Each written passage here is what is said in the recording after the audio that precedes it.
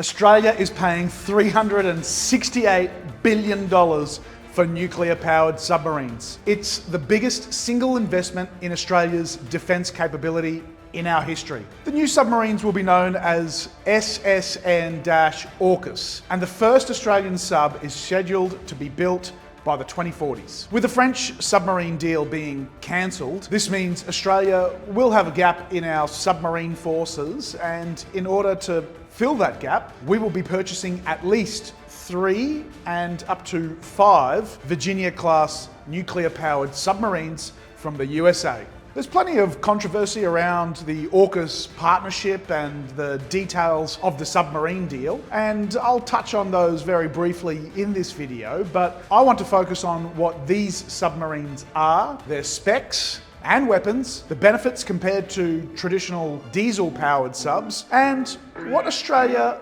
might use them for. I'm Pikos, and today we're talking tactics. The AUKUS Partnership.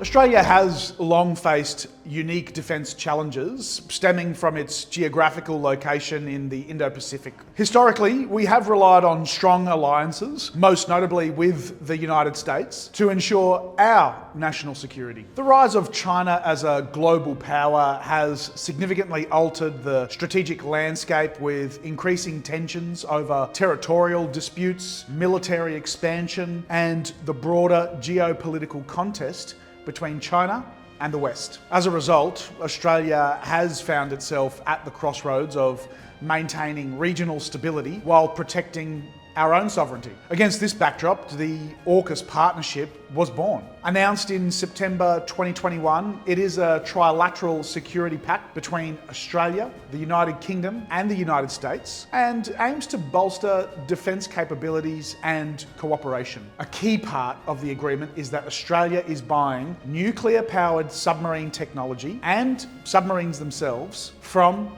the USA. This is a significant leap in defence technology for us, and it would make Australia one of only 7 nations in the world to operate these kinds of subs. Nuclear versus diesel.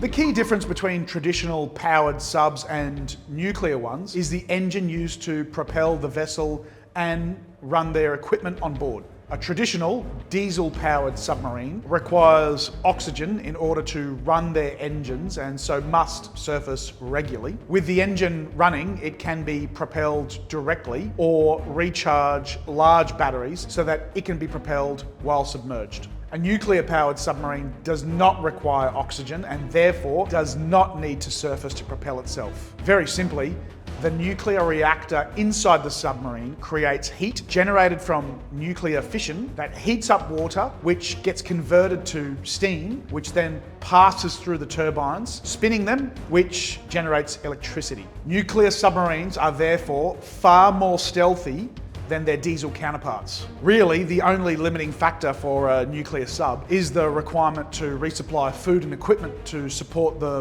personnel operating the boats. The nuclear reactor doesn't require oxygen to create electricity, so they can generate their own water and oxygen essentially indefinitely, or at least for the life of the reactor. The ability to stay submerged for months at a time makes nuclear-powered submarines ideal for long-range operations and makes them one of the most valuable assets in modern warfare. The disadvantages of these submarines include the high cost of acquisition and maintenance, safety concerns around such a complex and dangerous machine, and also the political and environmental concerns surrounding nuclear energy. Australia's new subs.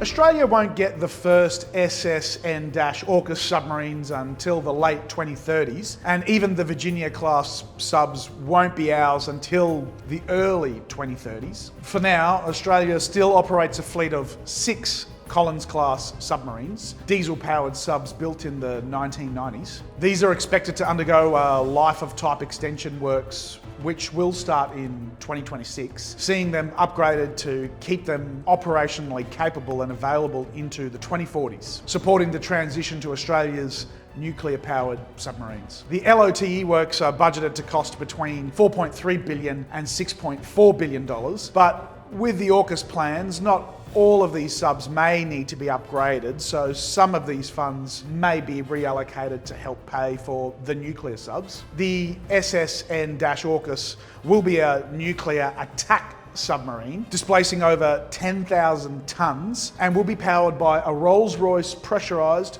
water reactor. It will include an evolved version of the AN/BYG-1 combat system, which is currently in service on Collins-class and Virginia-class submarines, and will be armed with Mark 48 torpedoes. It's important to understand that nuclear-powered submarines do not necessarily carry nuclear weapons. Australia is a party to the Treaty of the Non-Proliferation of Nuclear Weapons and is committed to not receive, manufacture, or otherwise acquire nuclear weapons. Australia will not even be producing the nuclear fuel for the submarines. This will instead be supplied by the USA and UK in complete welded nuclear power units that will not require refueling during their lifetime. The nuclear fuel Australia receives cannot be used in nuclear weapons without further chemical processing, requiring facilities that Australia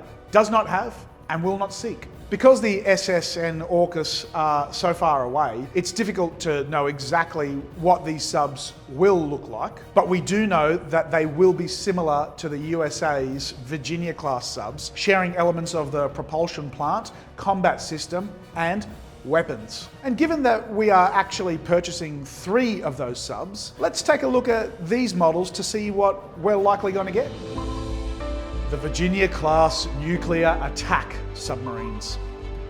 The Virginia-class submarines are advanced nuclear-powered fast attack submarines used by the United States Navy. They are designed primarily for anti-submarine warfare and intelligence, surveillance, and reconnaissance missions. They are equipped with stealth features, versatile weaponry, and advanced sensors, making them highly adaptable for modern combat. The Virginia-class subs are 115 metres in length. The Block 5 boats are 140 metres. Their displacement is 7,800 tonnes, and they carry a crew of 117 enlisted, plus 15 officers. They can move at a speed greater than 25 knots, or 46 kilometres per hour. It has a test depth greater than 240 metres below water, and can allegedly reach depths of around 490 metres. All of these subs carry Tomahawk cruise missiles and Mark 48 torpedoes. They have 4 torpedo tubes, and the later models include 12 VLS or vertical launch system tubes to fire Tomahawk cruise missiles. And the Block 5 models will include a VPM or Virginia payload module, which will increase their length, storage, and capabilities. The first 2 subs that Australia will receive from the US will be in service Block 4 submarines. The third sub will be a new Block 7 submarine, though it won't include the VPM. What happens next? In addition to the deal on the new subs, there will be a presence of UK and US submarines at the HMAS Stirling base in Western Australia. It will be known as the Submarine Rotational Force West, and is expected to see subs begin docking from as early as 2027. The base will be upgraded and enhanced to accommodate this rotational force of subs. These upgrades will also make the base suitable to host our own nuclear submarines once they are built, and we'll call HMAS Stirling home. The AUKUS deal is set to have significant economic and technological impacts. The construction of submarines in Australia will generate thousands of jobs across various sectors. It's been stated that around $6 billion will be invested into Australia's industrial capability and workforce over just the next 4 years, and there will be 20,000 direct jobs created over the next 30 years. The deal has not been universally praised in Australia. Maybe most notably, former Prime Minister Malcolm Turnbull said Australia has been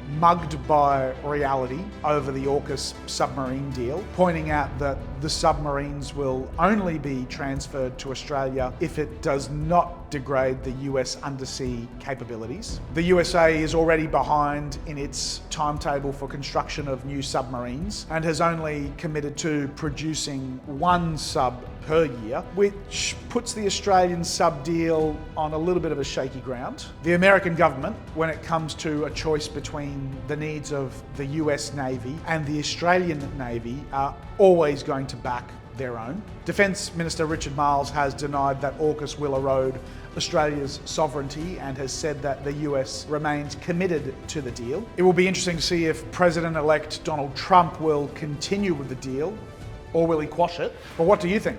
Are you happy about the AUKUS partnership and Australia's purchase of the nuclear-powered submarines? Is $368 billion too much to be spending on just 8 boats? Should we have stuck with the French submarine deal or bought a different model entirely? Or is the whole idea of spending on our military a waste of money, and would you prefer that cash to be spent elsewhere? I'd love to know your thoughts in the comment section down below. If you enjoyed this video, I'd appreciate if you hit the like button and subscribe if you haven't already. Only about 8% of you watching this video are subscribed, and I'd really love to get that number up to above 10%. But that's it from me. Thanks for watching.